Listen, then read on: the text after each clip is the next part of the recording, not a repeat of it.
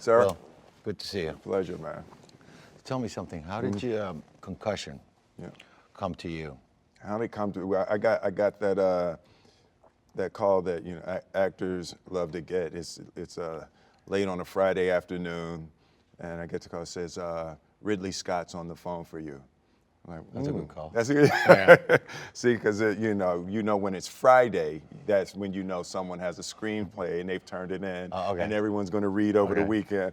So I got the call from Ridley, and he said I've got a gift for you, and he sent me a Concussion, and I read it immediately, and I remember thinking.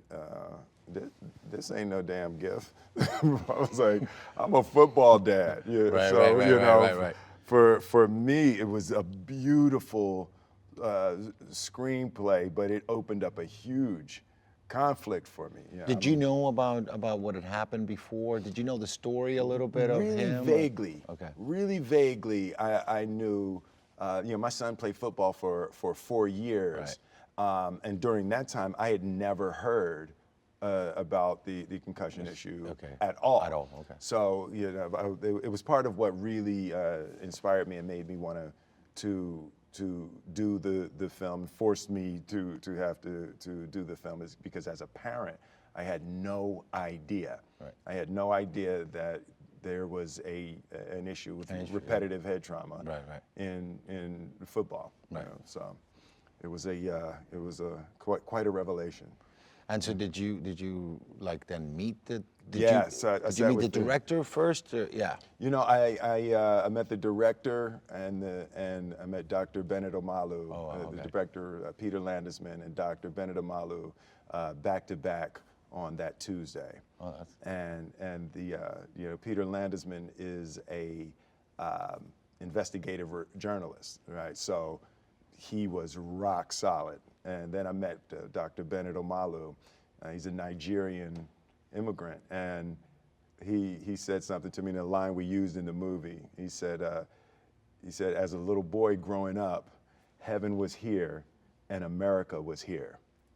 And he said to him, America was the place where God sent all of his favorite people. And I was like, oh man. And that's in the movie. That's in the movie. Yeah, we used that. We used that in the movie. So it was. After that meeting, I had to. I had to make this movie. I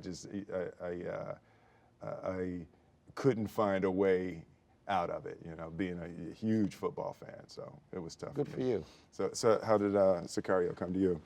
Sicario, I got the script. I read the script. I thought it was original.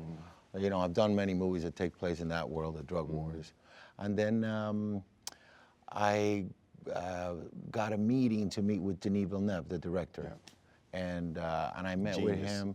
Yeah, his enthusiasm, his vision, his sensitivity to the project, so to the whole topic, that convinced me. And then the cast, Josh Brolin and Emily Blunt, that also had an impact on my decision to make it. And last but not least, the director of photography, Roger Deakins. Roger Deakins, because it's like, I'm a real Roger Deakins groupie. I know, me too. He asked me to leave him alone the other night. It was the first time I met him. He gave you an elbow? I was like, hey man, listen, I love what you. He said, well, thanks man, please, come on, you're embarrassed. Okay, that's good. I just love the look of that. And his sensitivity is great, like every department in the movie, from the wardrobe to the props to the hair and makeup, they all were like, Roger Deakins. Roger Deakins. He's on the set. He's on the set. So everybody was like going to work. Yeah, that's ridiculous. So that's those three elements put together. The script, the director, the actors, and Roger Deakins was kind of like what made me want to do it. Yeah. I always have a hard time with characters whose basic mindset, their basic life perspective is that far different from mine. Like, what is your process for finding what's inside that kind of a mind? Well, It's a tough question, Will. But I try to if I don't agree with the character, if I'm playing a killer or a bad guy, which I've played many of those, I try to understand them. I mean, and the character in Sicario is very conflicted because he's good. I understand him, but then his actions they just get out of hand. Right, right. And but I understand why they would get out of hand. The character, just gets out of hand, and he's got that rage in him that if you don't gauge it, Right. If you don't gauge it, the man can turn into a monster. Right. You know, to me, it's always really interesting. And you played Ali, and you did a great job. But here's a boxer, right? Yeah. And his objective on the ring is to take that guy down. Absolutely. But then, after the fight, they hug each other. Yes, absolutely. And it's like, and then he walks out, and he's like, he can gauge it. Yeah. Imagine if Ali couldn't gauge it, couldn't like control it, and just went out and started punching people. Yeah. But so my guy has that gauging problem, and so, but I understood it, and then once you understand it, then. If the director, if you like his work, then you can then work on that. And I might have concerns about the character and bring it up to the director and go through it. But I think that. What do you do? What's your approach to that? For me, I start to try to figure out. What he wants, like for me, desire is right at the center. Like what is the thing that the character can't live without? So I started with this character, and it usually takes me a few minutes to talk to somebody, and you get a sense of what is their main drive. And for him, when I connected to the idea that what he wanted was to be accepted as an American. And I start with the basic three questions: what does he want? Why does he want it? And what's going to happen if he doesn't get it? That's a good into psychology. And what does he want? He wants to be accepted as an American. Why does he want that? Because in his mind, America is where God sends all of his favorite people. Right. And then what's going to happen if he doesn't get it? He's going to feel like he's not deserving of the blessings that he's been given. You're talking about the character, what he wants, and how you get into his head. And there was a scene in the movie that I really enjoyed it, and it was that moment when you're with Alec Baldwin, and he says, "I'm going to talk to the NFL. You can't talk to the NFL." Yeah. And then there was that jealousy, and that was a really good moment because you made him human by having that moment, because to me it was like, that was a good angle because you made him. We saw that side that he got jealous. He felt like, you're gonna take all the work that I've been doing, and you're gonna take all the credit. You take all the credit. Yeah. And that was a really good moment for me, coming back to the idea that he wants to be accepted as an American. And being able to speak in front of the NFL was everything. That was the dream. That was the dream. And suddenly, sit down. You're not playing today. You're not playing today. Yeah. Right. That thing was really huge. And when I can latch into that desire, I'm always looking for the one thing that covers the entire movie.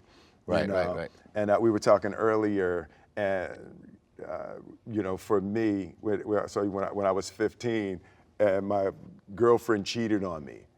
And from that moment, in this bizarre psychological twist, I wanted to be the most famous entertainer on earth because I believed that your girlfriend couldn't cheat on you. Right. So it's that really bizarre psychological leap. And I'm always looking for that in my characters. What's the bizarre psychological leap they make based on some trauma? Right. When I've seen you work with your voice in Ali, and how did you go about for Dr. Omalu at Nigerian accent? Yeah, that one was terrifying. It's so drastically different from the sounds of American English. Right. So and it's also Nigerian is based on British. So not only is there adjustment in sound, there's adjustment in the choice of words, right? So in America, we'll say he went crazy, but the Brits say he went mad. So it was like finding those little things that's just one thing is the sound, and then another thing is the actual words, the origin of the, so he went from Nigeria to England and then England, to the U.S. Yes, absolutely. So it was a a delicate balance for me. But as a child, I was always a mimic. It was always fun for me to make jokes and make fun of people. So I always practiced mimicking. The thing that I've never done that what you did in the Usual Suspects, right? So like that. So where does that come from? Like, where do you decide that that's the sound? Like, that's the texture. That's what you're going to do. The decision to go that far on the character was actually from Dustin Hoffman in Dick Tracy. Oh wow! I had just seen Dick Tracy, and he played the character Mumbles. Yeah. And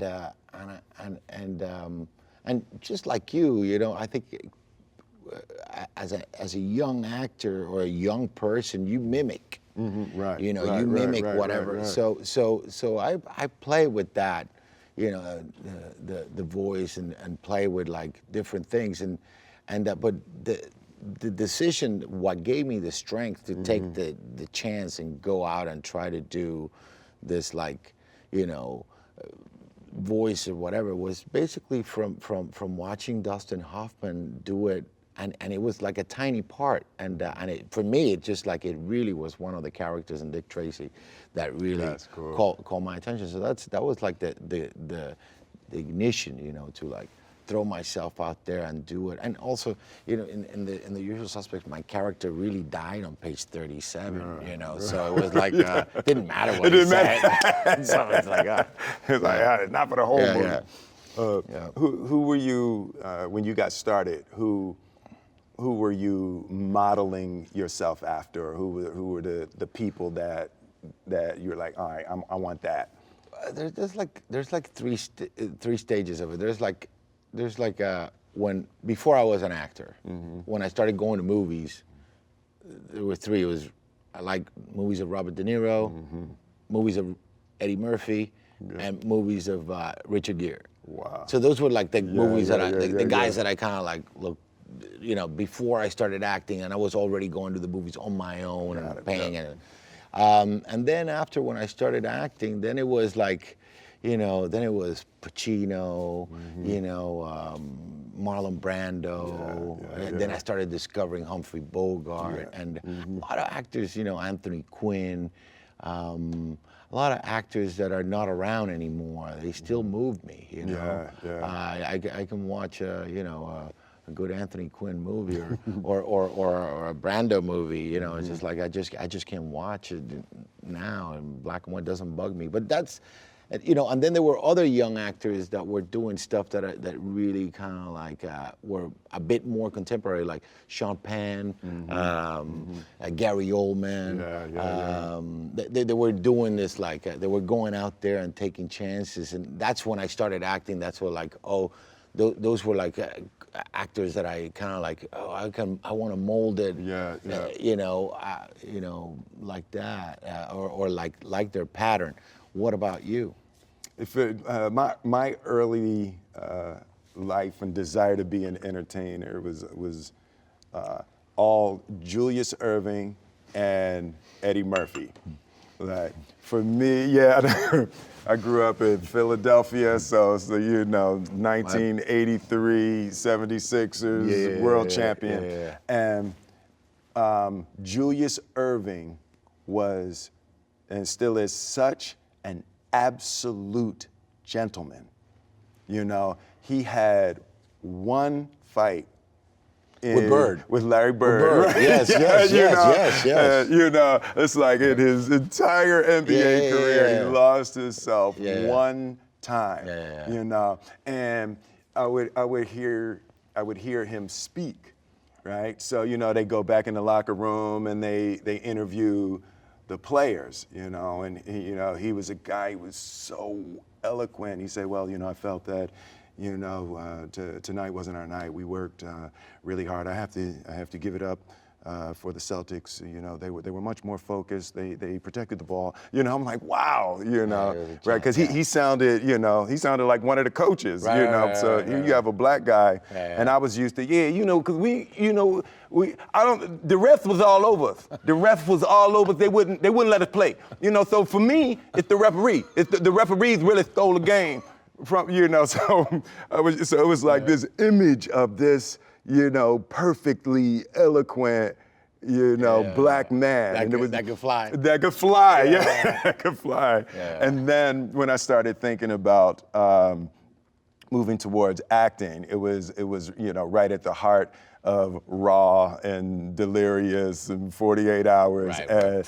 You know. I mean, that's a hell of a run. Oh my, Eddie, I was like, oh my God, I want that. I want that. And it was that combination really formed the early parts of my career. Have you ever struggled to find a character? Have you ever gotten closer and closer to set and hadn't had it yet? You know, I don't think I ever find them. You know, it just keeps evolving. I always feel like you know, to be honest with you, I always feel like I get the closest I can get to the character on the last day of shooting, on the last take. Absolutely. It's like, let's start the movie now. Let's start. Exactly. And I will get it. Yeah. But you know, one thing is like that I'm kind of like that I wish I could learn earlier, because I used to beat myself for that. Yeah. Nothing is perfect. No, absolutely. Nothing is perfect. So you know, I struggle with that. What I try to do, and maybe the only maybe medicine for that might be, you know, put as much time as you can before you do it. Right. Or work as hard as you can while you're doing it, and stay focused, no matter if you have good days or bad days. You know. How much? Maybe that's the medicine I try to go keep my hands on it. Stay on Even it. if this is a disaster and I feel it's a disaster, just don't let go.